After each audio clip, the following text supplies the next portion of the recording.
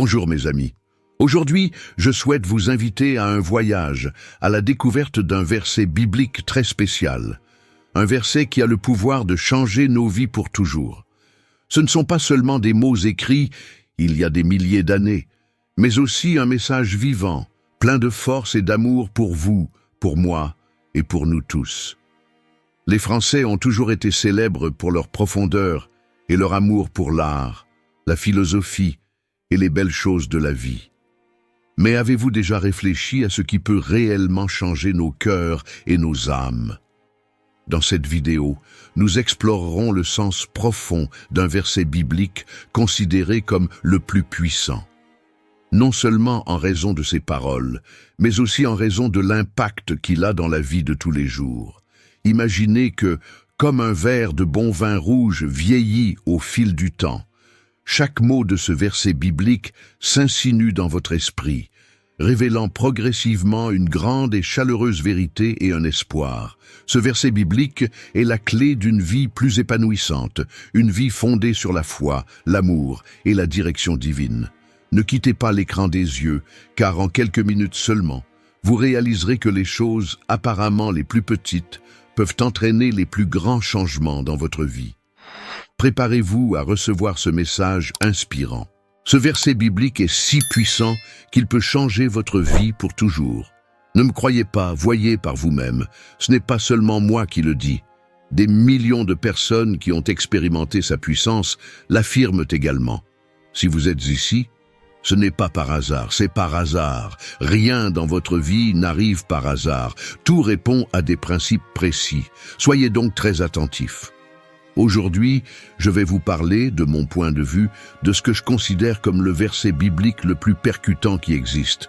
Tout au long de l'histoire, de nombreux enseignants et avatars évolués sont venus sur notre planète et nous ont appris à vivre mieux, à manifester notre réalité et à cesser d'être victimes des circonstances. Lorsque je parle à des personnes qui ne connaissent pas ces principes, je rencontre des individus craintifs, perdus, qui se considèrent victimes du hasard ou de la chance, sans direction dans leur vie et complètement à la merci des circonstances. Jésus de Nazareth a donné un enseignement très important qui, curieusement, n'est pas inclus dans la Bible, mais les voies du Seigneur sont impénétrables. Un berger dans certaines grottes a découvert des rouleaux anciens à l'intérieur d'amphores parfaitement conservés et datant de plus de 2000 ans. Dans ces rouleaux se trouvaient les évangiles qui ont été perdus, bannis, épuisés et brûlés, enseignant ce qui, pour de nombreuses personnes ouvertes d'esprit, est la leçon la plus importante et la plus puissante de Jésus. Je fais référence aux évangiles gnostiques, aux évangiles apocryphes. L'un d'eux, considéré par les historiens comme le plus fidèle aux enseignements de Jésus de Nazareth, est l'évangile perdu de saint Thomas. Remarquez combien est puissant cet enseignement qui dit « Celui qui découvre le sens de ces paroles ne goûtera pas la mort ». Il est important de préciser qu'il ne s'agit pas de mort physique, mais de mort à ce niveau. Une personne meurt sur ce plan lorsque sa vie stagne. Nous faisons partie de la nature, et dans la nature, quand quelque chose stagne, cela commence à mourir, à disparaître.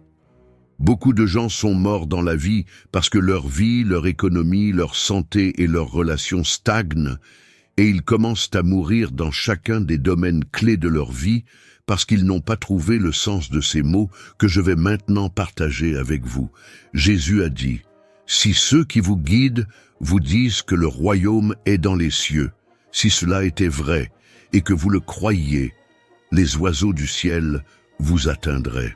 Si ceux qui vous guident vous l'ont dit, c'est dans la mer, alors le poisson prendra la tête, mais le royaume est en vous et hors de vous. » Analysons cette première partie de cette phrase très puissante.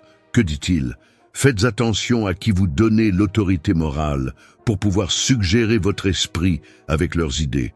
Si vous donnez de l'autorité, je vous donne des exemples aux médias, à votre famille, à vos amis qui vous disent comment votre vie devrait être, aux soi-disant experts qui parlent de votre économie, de votre santé, de vos relations, de la façon dont les choses doivent se dérouler. Si vous lui donnez du pouvoir, il aura le contrôle total de votre vie. Si ceux qui vous guident vous disent qu'il y a quelque chose qui vous rend malade et que vous le croyez, vous allez finir malade. Si ceux qui vous guident vous disent que nous sommes dans une récession économique dans notre pays et dans le monde entier et que vous le croyez, vous allez vous retrouver dans cette récession. Si ceux qui vous guident vous disent que le nombre de divorces augmente maintenant et que tout le monde divorce, si vous croyez cela, vous allez finir par divorcer. C'est le message très puissant de Jésus et pour contrecarrer tout cela, il vous dit « Enlevez le pouvoir de tout cela ». Dans un monde plein de voix et d'opinions, il peut être difficile de maintenir la paix intérieure et la confiance en soi. Les critiques et les commentaires négatifs peuvent facilement nous décourager et détourner notre attention de ce qui compte vraiment, notre relation avec Dieu et son plan pour nos vies. En tant que chrétiens, nous sommes appelés à placer notre foi en Dieu et à faire confiance à sa protection divine. La Bible nous enseigne que notre valeur et notre objectif viennent de Dieu et non des opinions des autres. Dans Éphésiens 2:10, il nous est dit « Car nous sommes son ouvrage, créé en Jésus-Christ pour de bonnes œuvres, que Dieu a préparées d'avance pour que nous puissions y marcher. » Dieu nous a créés dans un but précis et nous valorise au-delà de ce que quiconque peut dire. Lorsque nous permettons aux commentaires négatifs de nous affecter, nous risquons de nous éloigner du chemin que Dieu a préparé pour nous. Dans Proverbes 4:25-27, nous lisons « Que vos yeux regardent droit et que vos paupières soient tournées vers ce qui est devant vous. Examinez le chemin de vos pieds et que tous vos chemins soient droits. Ne te tourne ni à droite ni à gauche, détourne ton pied du mal. En tant que chrétien, notre identité est en Christ et non dans ce que les autres pensent de nous. » Dans 2 Corinthiens 5:17, Paul écrit « Si donc quelqu'un est en Christ, il est une nouvelle création. Voici, les choses anciennes sont devenues nouvelles. » Cela signifie que notre nouvelle vie en Christ redéfinit qui nous sommes et nous donne la sécurité dont nous avons besoin pour ignorer les critiques destructrices. Pour placer notre foi en Dieu et en sa protection divine, nous devons rechercher la parole de Dieu. La Bible est notre guide et notre source de force. En lisant et en méditant les Écritures, nous trouvons du réconfort et une direction. Le psaume 119, 105 nous le rappelle. Ta parole est une lampe à mes pieds et une lumière sur mon sentier. En remplissant notre esprit et notre cœur de la vérité de Dieu, nous pouvons résister aux commentaires négatifs et rester fermes dans notre foi. La prière est un autre moyen puissant de se connecter avec Dieu et d'abandonner nos soucis. Dans Philippiens 4, 6-7, il nous est dit « Ne vous inquiétez de rien, mais en toute chose, par la prière et la supplication avec action de grâce, faites connaître vos demandes à Dieu. Et la paix de Dieu qui surpasse toute intelligence gardera votre cœur et vos pensées en Jésus-Christ. » En faisant part de nos préoccupations à Dieu, il nous donne paix et protection. De plus, il est important de s'entourer de personnes qui partagent notre foi et nous soutiennent dans notre marche avec Dieu. Dans Hébreux 10, 24-25, nous sommes encouragés à « Et considérons-nous les uns les autres pour nous encourager mutuellement à l'amour et aux bonnes œuvres, ne manquant pas de se rassembler comme certains ont l'habitude de le faire, mais s'encourageant mutuellement, et d'autant plus que vous voyez ce jour approcher. » Une communauté de foi nous encourage et nous aide à rester concentrés sur Dieu. Jésus nous a aussi appris à aimer nos ennemis et à prier pour ceux qui nous persécutent. Dans Matthieu 5,44, Jésus dit « Mais moi je vous le dis, aimez vos ennemis, bénissez ceux qui vous maudissent, faites du bien à ceux qui vous haïssent, et priez pour ceux qui vous maltraitent et vous persécutent. » En pratiquant le pardon et l'amour, nous pouvons nous libérer du poids des commentaires négatifs et vivre dans la liberté que le Christ nous offre. Ignorer les commentaires extérieurs négatifs et placer notre foi en Dieu est essentiel pour vivre une vie bien remplie selon son objectif. En recherchant la vérité dans la parole de Dieu, en priant continuellement, en nous entourant d'une communauté de foi et en pratiquant le pardon et l'amour, nous pouvons résister aux critiques destructrices et faire confiance à la protection divine de notre Père céleste. Souvenons-nous toujours que notre valeur et notre objectif viennent de Dieu et qu'il nous aime et prend soin de nous de manière inconditionnelle. Je vous invite à réaliser un défi simple. Sortir dans la rue et regarder dans les yeux les personnes que vous rencontrez. Regardez attentivement. Même si tout semble parfait, les yeux qui sont le miroir de l'âme révèlent une autre vérité. Ils sont souvent tristes, ennuyeux, dominés par une peur subtile mais persistante. Mais pensez à ce que Jésus de Nazareth a dit il y a plus de 2000 ans. Si ceux qui guident le peuple leur disent que le royaume est dans les cieux, alors les oiseaux du ciel seront devant eux. Cette idée se traduit aujourd'hui par des avertissements constants qui nous limitent. Cela va vous rendre malade. Cela vous fera perdre de l'argent. Attention, vous pourriez finir par divorcer. Ce sont des traductions modernes d'un message prononcé par Jésus il y a des siècles. Considérons maintenant ce qui suit, qui est encore plus révélateur. Jésus a dit « Quand vous vous connaîtrez vous-même, alors vous serez connus, et vous comprendrez que vous êtes les enfants d'un Père vivant et non d'un Dieu mort d'autrefois. » En outre, Jésus a averti « Si vous ne vous connaissez pas vous-même, vous vivez dans la pauvreté, et vous êtes la pauvreté elle-même. » Dans notre société d'aujourd'hui, nous sommes constamment bombardés d'informations et d'opinions qui tentent de définir qui nous sommes et comment nous devrions vivre. Ce verset nous encourage à nous déconnecter de ces influences extérieures et à rechercher la vérité en nous-mêmes.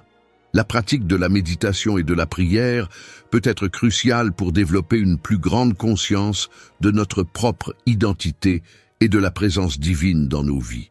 L'enseignement selon lequel le royaume de Dieu est en nous nous rappelle que nous possédons tous une valeur intrinsèque et un dessein divin.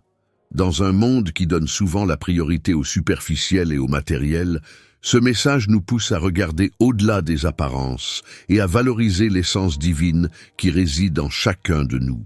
Se connaître soi-même implique aussi connaître Dieu, puisque nous avons été créés à son image et à sa ressemblance. Cultiver une relation intime avec Dieu par la lecture de la Bible, la prière et la communauté de foi nous aide à renforcer notre identité d'enfant du Père vivant. Un autre des versets les plus significatifs de l'évangile de Thomas est le verset 70 qui dit « Jésus a dit, si vous faites sortir ce qui est en vous, ce que vous faites sortir vous sauvera.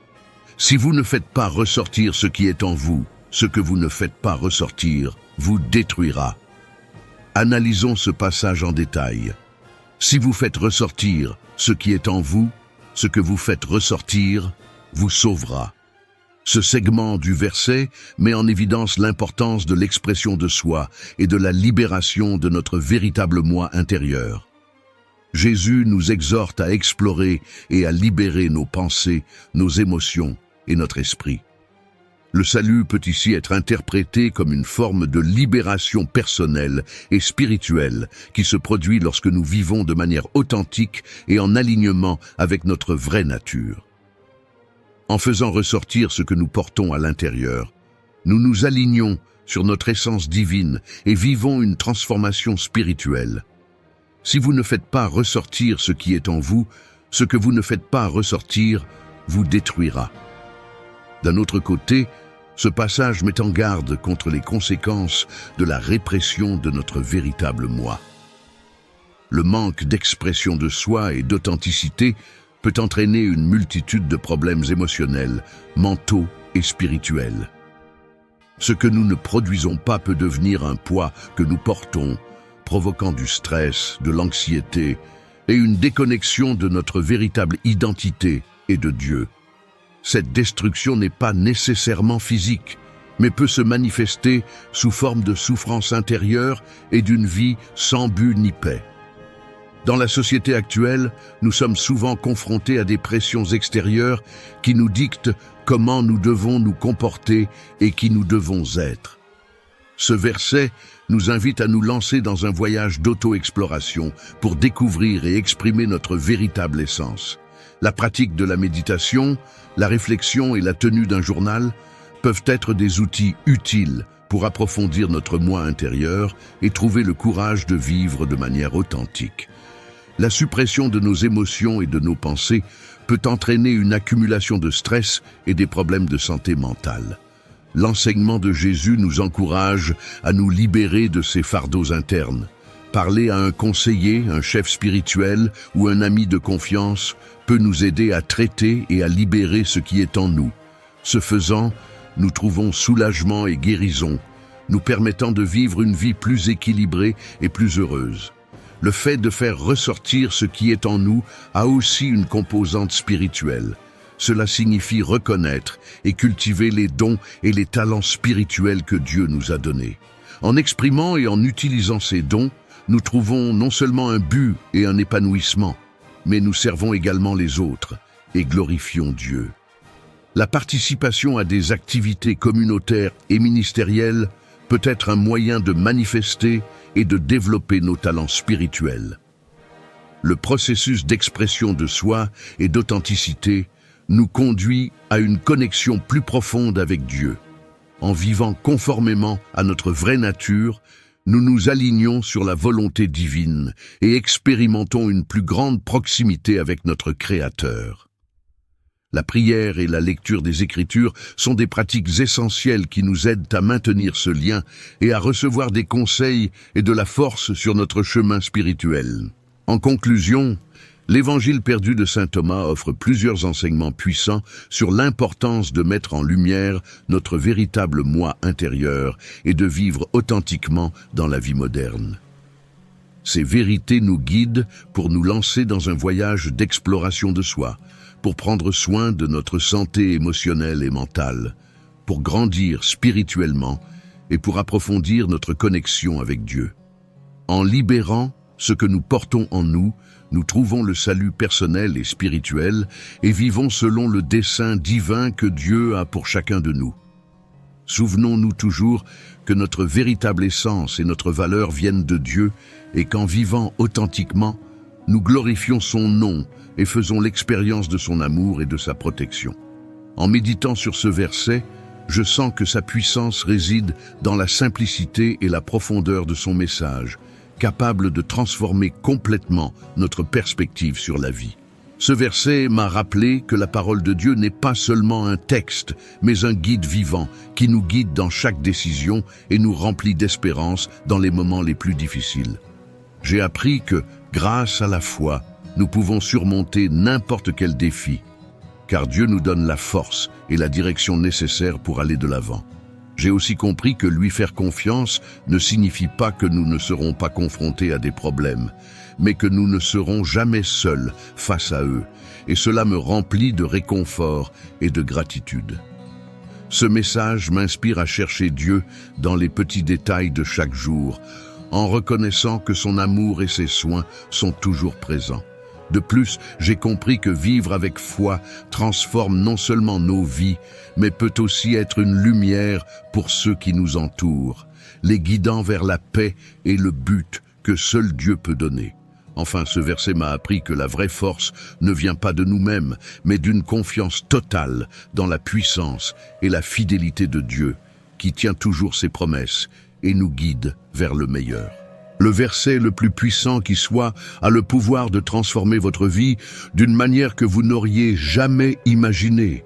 Ce n'est pas seulement un message, c'est une invitation à vivre selon la vérité de Dieu, en laissant son amour et sa grâce guider chaque pas que nous faisons. Je vous encourage à réfléchir sur ce verset, à le méditer dans votre cœur et à lui permettre de changer votre façon de voir le monde et votre relation avec Dieu. N'oubliez pas de partager dans les commentaires l'impact de ce verset sur votre vie et de vous abonner pour plus de messages qui nourrissent votre esprit. N'oubliez pas que Dieu est toujours avec vous et que sa parole est une lampe pour vos pieds et une lumière sur votre chemin. Rendez-vous dans la prochaine vidéo. Lorsque je lis et médite ce verset biblique, je ressens le réconfort et la force de la parole de Dieu. Ce verset biblique me rappelle que, même si la vie est difficile, la vérité et l'amour de Dieu m'accompagnent et me guident toujours. Cela m'a appris que la foi n'est pas seulement une théorie, mais doit être vécue à travers des actions quotidiennes. J'ai appris que lorsque je mets ma confiance en Dieu, je n'ai plus peur des défis, car Dieu est mon solide refuge. En même temps, j'ai réalisé que partager la parole de Dieu non seulement contribue à renforcer ma foi, mais apporte également de l'espoir aux autres. À travers ce verset biblique, je comprends aussi que la gratitude et l'obéissance sont la manière de vivre pour plaire à Dieu. La plus grande leçon que j'ai reçue est la paix, quand je sais qu'il faut tout confier entre les mains de Dieu. Même si la vie est limitée, son amour et ses promesses sont infinies. Je garderai toujours ce verset biblique à l'esprit pour guider mon âme et me rappeler que, simplement en croyant, Dieu fera des miracles dans ma vie. Seigneur Tout-Puissant, merci pour ta parole qui illumine nos cœurs et guide nos pas. Nous te demandons aujourd'hui de nous aider à vivre selon ta vérité, avec foi, humilité et amour. Remplis nos vies de ta paix et de ton espérance, et fortifie-nous pour surmonter les défis que nous rencontrons. Aide-nous à refléter ta lumière dans ce monde et à porter du fruit qui glorifie ton nom. Nous te confions nos vies, nos craintes et nos rêves. Merci pour ton amour infini et ta présence constante. Nous prions au nom de Jésus-Christ. Amen.